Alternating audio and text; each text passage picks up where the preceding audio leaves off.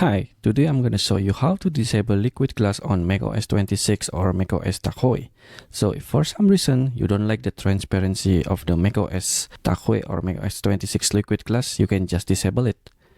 To do that, let's open the system settings.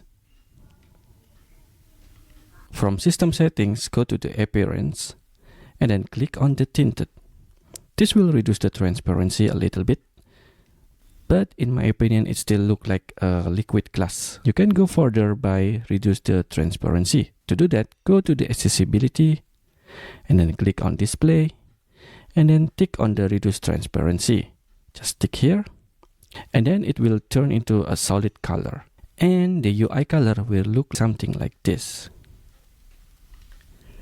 As you can see, no more transparent and everything is solid.